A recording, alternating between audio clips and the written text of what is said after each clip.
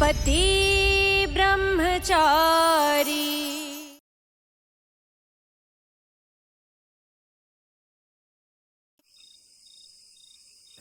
ഈ തലയണ എന്റെയാ, മനസ്സിലായോ? അതിൽ ഇയാളുടെ പേരൊന്നും എഴുതിയിട്ടില്ല. ഇയാൾക്ക് വേറെ എടുത്തൂടെ?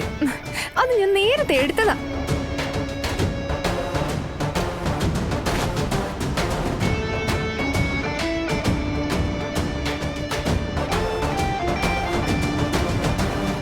ഇയാള് സാറിന്റെ വീട്ടിലേക്ക് തിരിച്ചു പോവാത്ത എന്താ? പ്ലീസ് അടി ഉണ്ടാക്കണ്ട. ഞാൻ ആകെ ക്ഷീണിച്ചിരിക്കാം. നമുക്ക് നാളെ രാവിലെ വഴക്കുണ്ടാക്കാം. Good night. Good night. അതെ ഞാൻ ഇയാളോടാ ചോദിച്ചേ.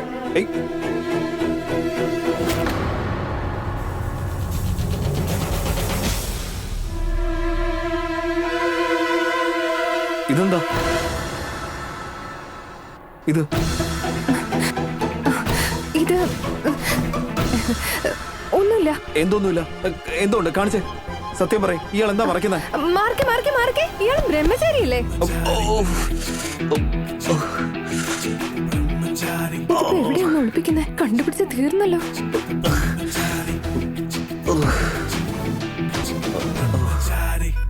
ഞാൻ തന്നോട് വീണ്ടും ചോദിക്കാം, സത്യം പറയാ, എന്താ ഒളിപ്പിക്കുന്നത്? എന്താ മിസ്റ്റർ ബ്രഹ്മചാരി, എന്റെ കാര്യത്തിൽ എന്താ ഇത്ര ഇൻട്രസ്റ്റ്? എന്തെങ്കിലും കാര്യമുണ്ടോ? ഇൻട്രസ്റ്റോ? അപ്പൊ എന്താ ഒളിപ്പിക്കുന്നത് പറയില്ല അല്ലേ? എന്തിനാ പറയുന്നേ?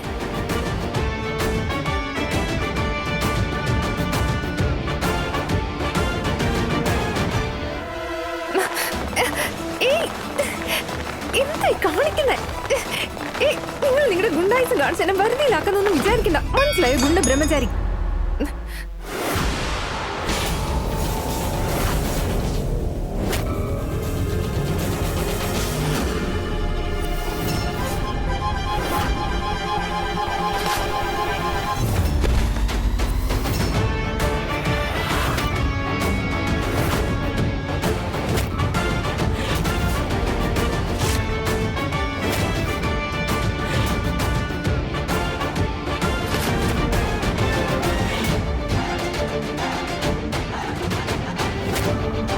ശരി പറയണ്ട, നിങ്ങൾ എന്ത് വേണമെങ്കിലും ചെയ്തോ.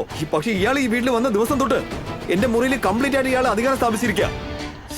പ്രൈവസി എന്ന് പറയുന്ന സാധനം പോലും കിട്ടുന്നില്ല. ചുമ്മാ വന്നതല്ല, എനിക്കിവിടെ അധികാരമുണ്ട്. ഞാൻ നിങ്ങളുടെ ഭാര്യ. നിങ്ങളുടെ അല്ല എന്റെയാണ്, എന്റെ അല്ല നിങ്ങളുടെയാണ്. നിങ്ങളുടെ അല്ല എന്റെ, എന്റെ അല്ല നിങ്ങളുടെ. നിങ്ങൾ എങ്ങോട്ടാ പോകുന്നേ? സമാധാനത്തോടെ ഉറങ്ങാൻ. ശരി, ആ ലൈറ്റ് ഒന്ന് ഓഫാക്കിയിട്ട് പോയെ.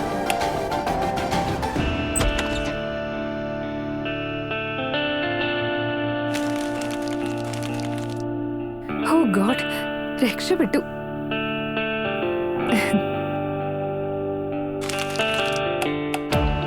ഇത്ര പെട്ടെന്ന് തിരിച്ചു വന്നോ?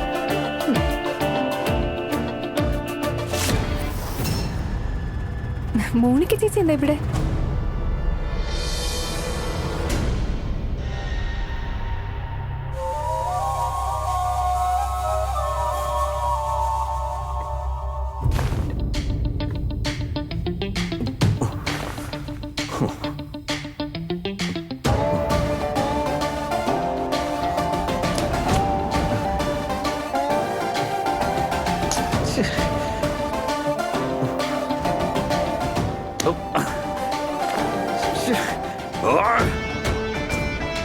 അവിടെയാണെങ്കിൽ ഇഷയുടെ സൊയിലിക്കേട്, ഇവിടെ ആണെങ്കിൽ ഇതും. ഈ കൊതിരെ കൊണ്ട് വല്ലാത്ത ശല്യം തന്നെ, വല്ലാത്തൊരു തലവതിയാ.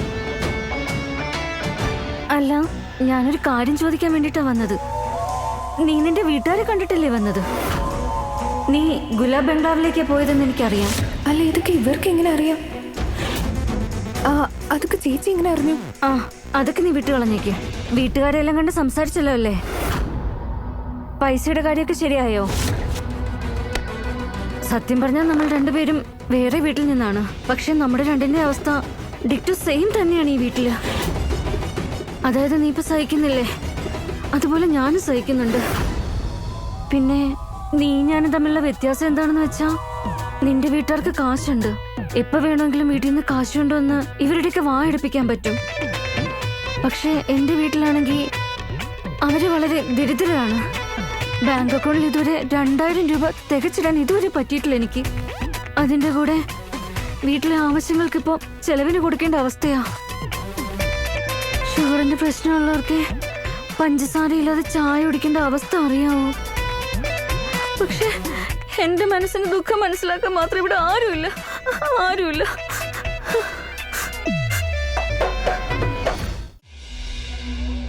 മോണിക്ക ചേച്ചി, ഞാനും ചേച്ചിയുടെ കുഞ്ഞനുജത്തി പോലല്ലേ?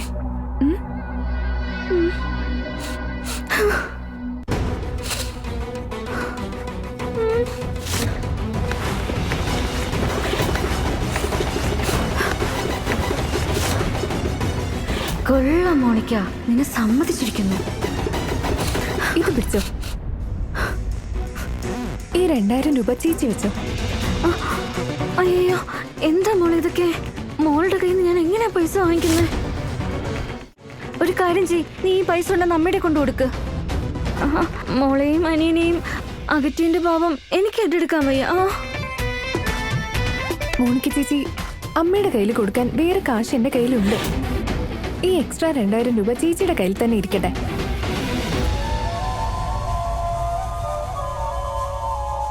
അപ്പൊ പിന്നെ മോളെ, ഓരോ പൈസ ഞാൻ കൂട്ടി വെച്ച് നിനക്ക് ഞാൻ തന്നിരിക്കും. നിന്റെ ഈ ചേച്ചിയുടെ കയ്യിൽ നിന്ന് നീ കാശ് വാങ്ങിയേ പറ്റൂ.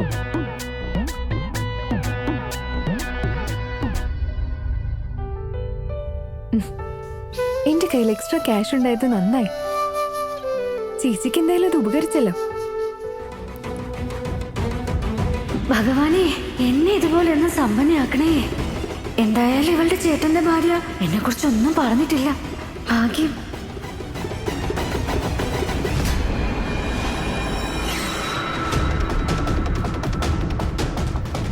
മോണിക്കടുത്ത് ഈശയെ ഗുലാം ബംഗ്ലാവിൽ എപ്പോഴാ കണ്ടത്?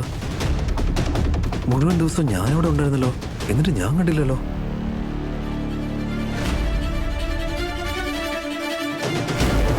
ഇതൊന്നും പോസിബിൾ അല്ല. നിങ്ങൾ ഇവിടുന്ന് പോവാൻ നോക്ക് പ്ലീസ്.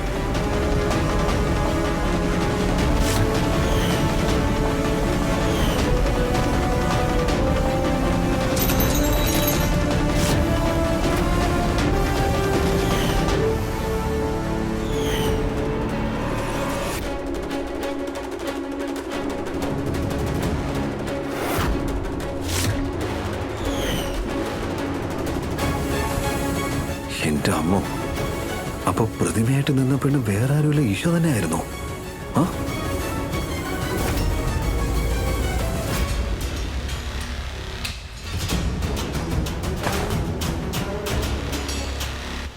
ഇയാൾ ഉറങ്ങുവാണല്ലോ.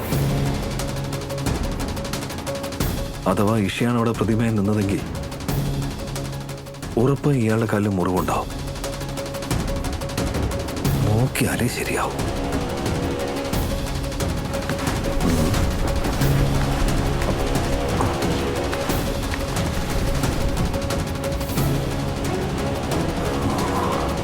ഇയാള് സോക്സ് ഇട്ടിട്ടാണല്ലോ ഉറങ്ങുന്നത്.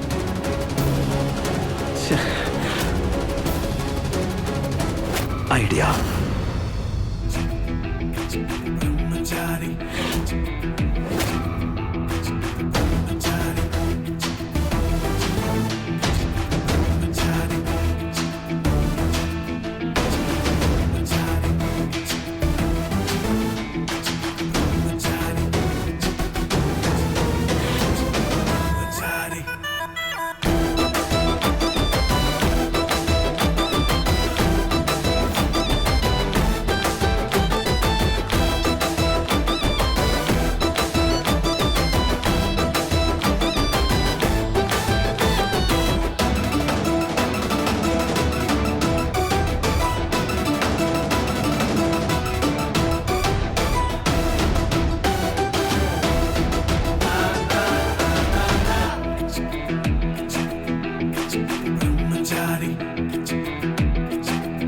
എന്നോട് ക്ഷമിക്കണേ ഹനുമാൻ സ്വാമി.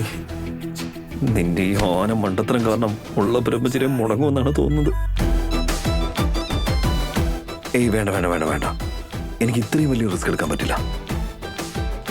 നേരം വെളുക്കുന്നത് വരെ വെയിറ്റ് ചെയ്യേണ്ടി വരും. ഇയാള് ഇത് സ്വയം എടുത്ത് മാറ്റുമ്പോഴേക്കും എല്ലാം വ്യക്തമാവും.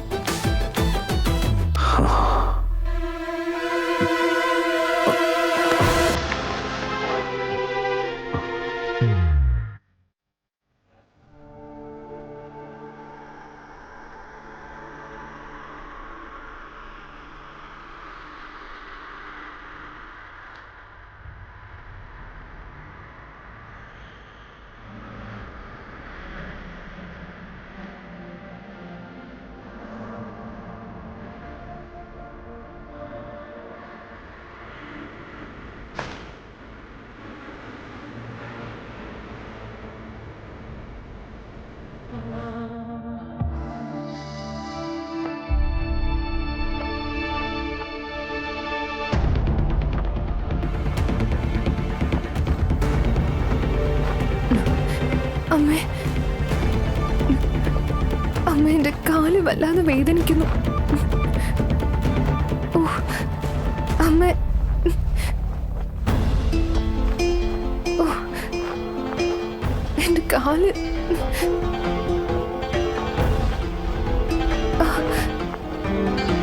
എന്റെ കാല്.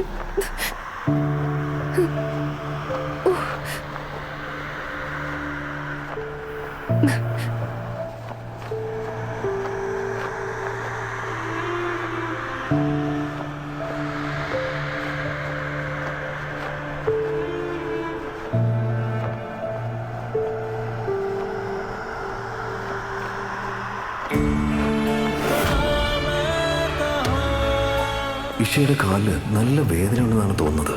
ഞാൻ എന്തെങ്കിലും ചെയ്തേ പറ്റൂ.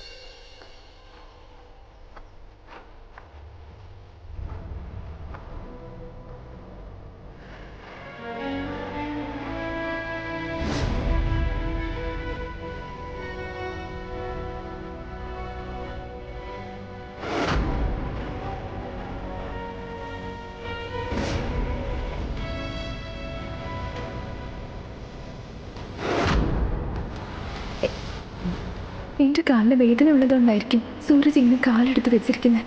അപ്പോൾ എനിക്ക് ആശ്വാസം കിട്ടുമല്ലോ.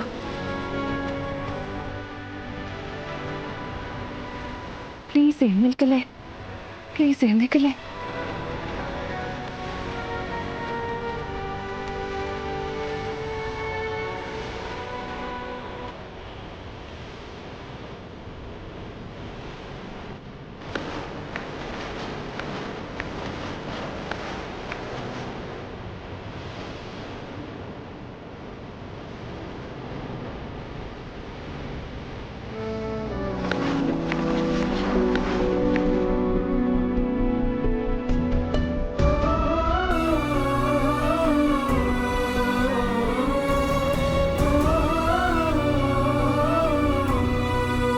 ഇത് അമ്മയുടെ കയ്യിൽ ഏൽപ്പിച്ചാൽ മാത്രം മതി. എന്റെ ടെൻഷൻ മാറി.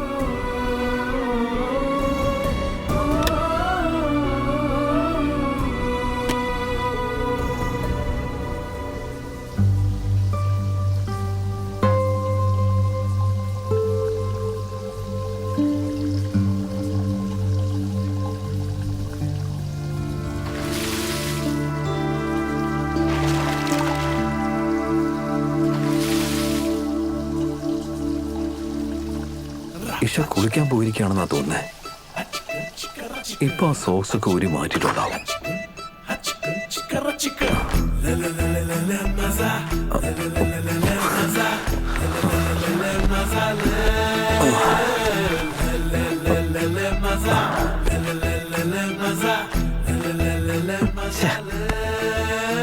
എനിക്കിവിടെ ഒളിക്കേണ്ട വല്ല ആവശ്യമുണ്ടോ? അയാൾ എന്നെ ഇവിടെ കണ്ടു കഴിഞ്ഞാൽ എന്താ വിചാരിക്കുക? ഇതിപ്പോ എന്റെ പ്രസ്റ്റീജ് ഇഷ്യൂ ആയി മാറിയല്ലോ. ഇനിയിപ്പോ ഞാൻ എന്ത് ചെയ്യും? Okay, Suraj, relax. ഇതിപ്പോ കുറച്ചു നേരത്തെ കാര്യമല്ലേ ഉള്ളൂ. ഇങ്ങനെ ഇവിടെ കിടന്നാൽ കാല് വളരെ വ്യക്തമായിട്ട് കാണാൻ പറ്റും. മുറിവുണ്ടെന്ന് ഉറപ്പുവരുത്തിയതിനു ശേഷം കണ്ണം കടച്ചേക്കാം. അഥവാ ഇഷയുടെ കാലിൽ അങ്ങനെ ഒരു മുറിവുണ്ടെങ്കിൽ ഒരു കാര്യം വളരെ വ്യക്തമാവും. അതായത് ഗുലാബ് ബംഗ്ലാവിൽ പ്രതിമയായിട്ട് നിന്നത് ഈശ തന്നെയാണ്.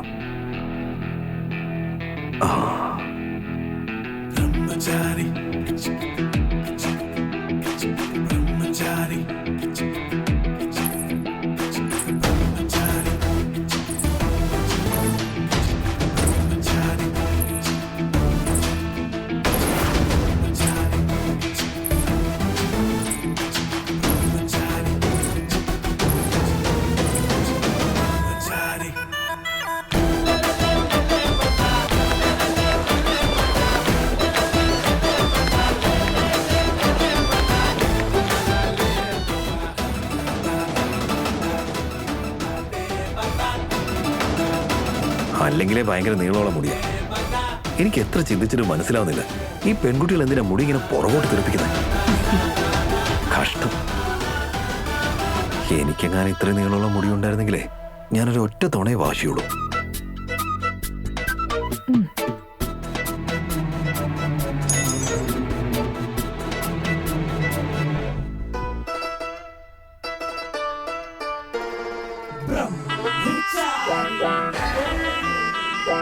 അയ്യോ എന്റെ പൊന്നെ, എന്തൊക്കെയത്? അവനെ മുത്ര മാപ്പ് തരണേ.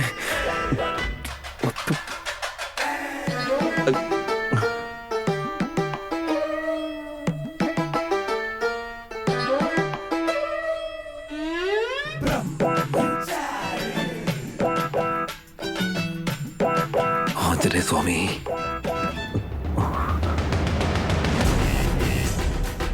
ഒരു തവണ തിരിയെ രക്ഷ, ഒന്ന് തിരിയ് പ്ലീസ്.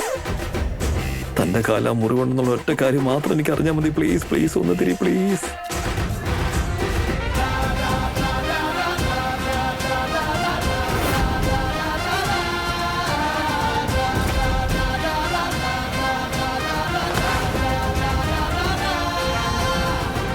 ഒൻപത് മണിയായി. ആ മഹാറാണി എവിടെ പോയി കിടക്കുന്നോ എന്തോ? ഇതാ വരുന്നു.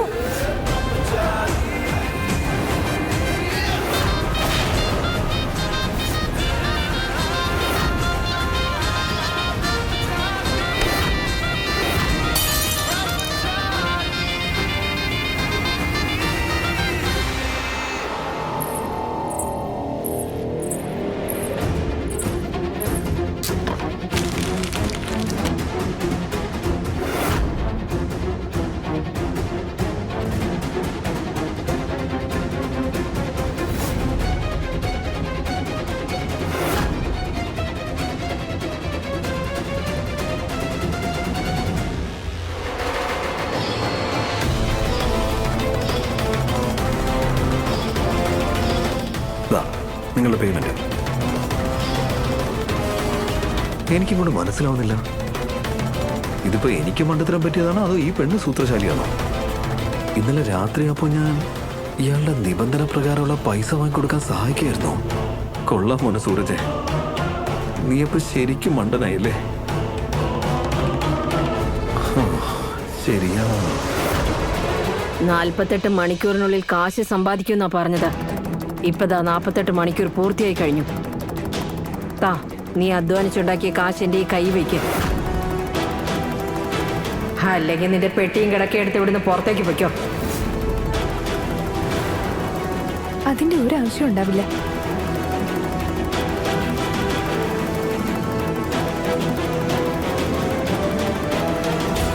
ഇതാ പറഞ്ഞ തുക മുഴുവനുണ്ട്, എണ്ണി നോക്കിക്കോളൂ.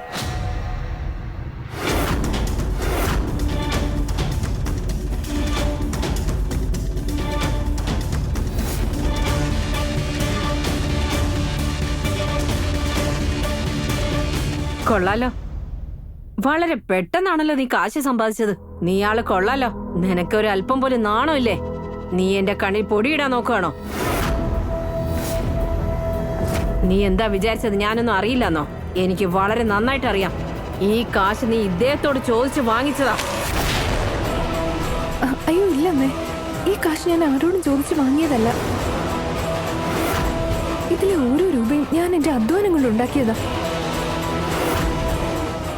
എടതി ഞാൻ പറയാം. സത്യത്തിൽ ഞാൻ അവൾക്ക് കാശ് കൊടുക്കാനുള്ള ശ്രമം നടത്തിയിരുന്നതാ. ഇതാ മോളെ, ഈ കവറിനകത്ത് ചേട്ടത്തി നിന്നോട് അധ്വാനിച്ചുണ്ടാക്കാൻ പറഞ്ഞ കാശ് മുഴുവനും ഉണ്ട്. ഇതിനെക്കുറിച്ച് മോള് വേറെ ഒന്നും ആലോചിക്കണ്ട. പിടിക്കേ, ഈ കാശ് കയ്യിൽ വെച്ചോ. പക്ഷെ ഈ കുട്ടി അത് അപ്പോൾ തന്നെ വേണ്ടെന്ന് വെച്ചു. ഇത് ശരിക്കും അവളുടെ അധ്വാനത്തിന്റെ ഫലമാണ്. ചേട്ടത്തിക്ക് അറിയാലോ ഞാൻ കള്ളം പറയില്ലെന്ന്. എന്തായാലും നിന്നെ ഞാൻ സമ്മതിച്ചു. അപ്പൊ ഞാൻ തോറ്റു.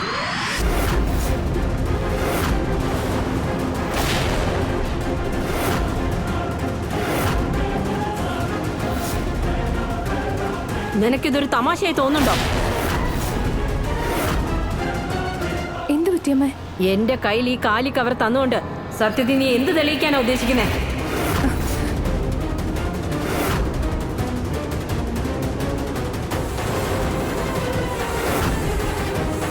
അഥവാ നീ കാശ് സമ്പാദിച്ചു കൊണ്ടുവന്നെങ്കിൽ ഈ കവറിനകത്ത് എവിടെ?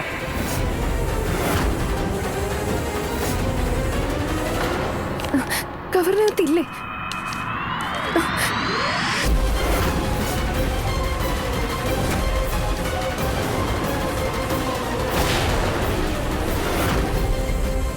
പിന്നെ കാശ് എവിടെ പോയി?